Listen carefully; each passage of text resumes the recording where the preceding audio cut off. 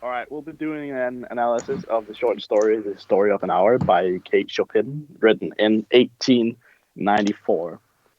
So, the setting of the story, it's not very detailed, but it does happen in Mrs. Mallet's home. The setting in itself isn't directly important, even though it gives ways to quite a few of the symbols, and is in itself sort of symbolic with her room and like her window, and with her being tied to the home and then finally freeing herself from that.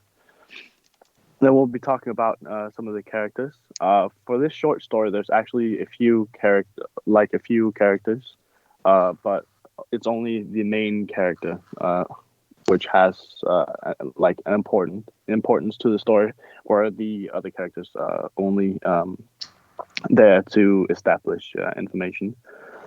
So at first we have Miss Malin. She's the main character, and she receives news that her husband is dead, and she's a very porous person, and she has heart problems.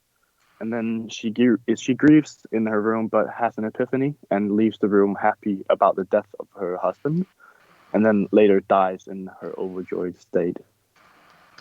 Then there's Josephine, which is Mrs. Mallet's sister, and she's the one to break the news to Mrs. Mallet about her deceased husband because of her sister's precarious state. She does this very carefully through, um, short sentences, I guess. And then there's Richard. He is Mr. Mallet's friend, who was the first to obtain information via the telegram. And then there's Mr. Mallet himself. He's thought to be dead, but as it turns out, he's not actually dead. And that's the those are the characters. Uh, so about the structure, it's pretty much divided into three parts, which each possess their own themes. The first part is where our main character, Mrs. Mallet, discovers that her husband is dead, and that's where she begins to grieve. So that's really the theme of the first part. The second part, she goes into her room and has an epiphany about her marriage and what it meant to her and what is going to take place from now on, now that her husband is dead. I'm going to read three quotes that show this epiphany. The first one is, but she saw beyond that bitter moment a long possession of years to come that would belong to her absolutely. So here she thinks about the freedom that she will have in the future now that her husband is dead, because he can't like take hold of her anymore, and now the years to come belong to her absolutely. It's her years now. Uh, the next quote is that no powerful will bending hers in that blind persistence with which men and women believe they have a right to impose a private will upon a fellow creature, a kind intention of cruel intentions made the act seem no less a crime. And this is where she thinks about how marriage has, what marriage really is, and how it is in the time where the text was written, that you had like a will upon a fellow creature. Like you could choose, you could like keep persons down. And now there's no one to keep her down. Now she's really free, and here she thinks about the societal norms of marriage and yeah, how those affect her.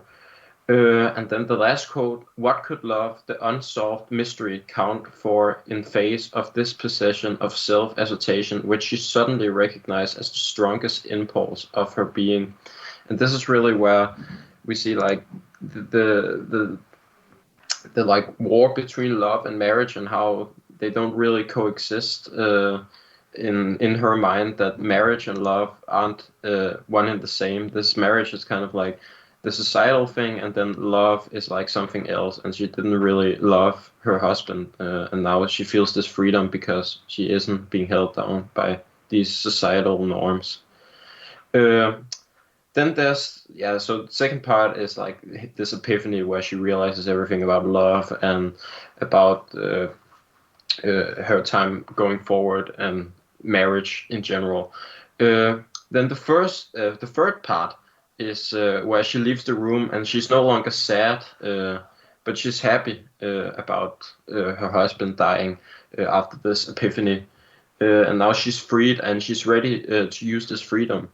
And there's this quote, there was a feverish triumph in her eyes, and she carried herself unwittingly like a goddess of victory. So she feels alive right now and free, and this is like the high point. And then, of course, she dies here in the first part of this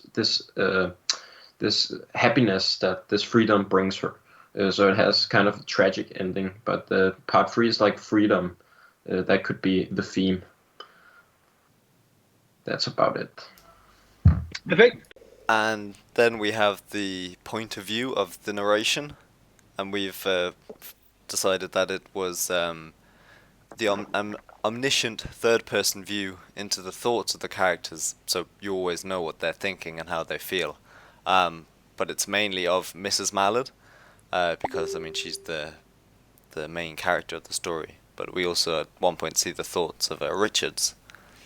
Then the language, it's primarily short paragraphs with a mix of short and long sentences, which kind of it makes the text more kind of interesting, because it's not just long sentence after long sentence. There's a bit of variation.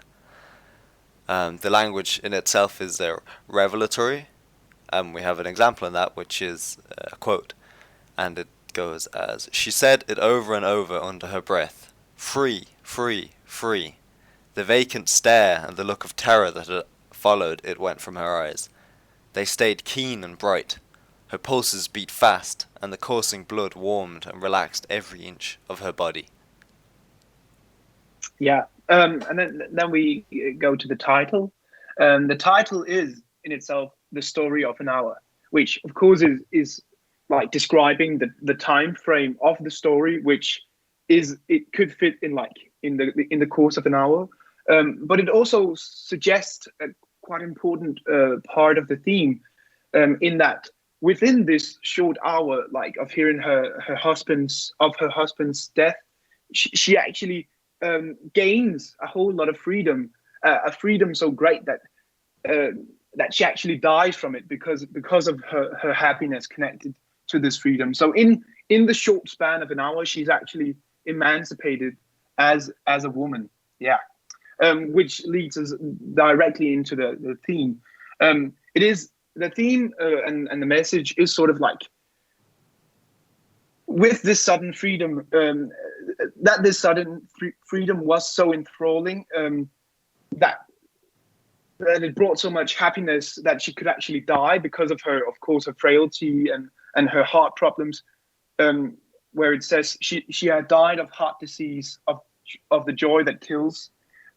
This sort of represents the joy that stands from women gaining their freedom, from women being emancipated from marriage and this sort of like of being bound to another man. It is a joy. It's connected to a joy so great that it could kill the weak of heart.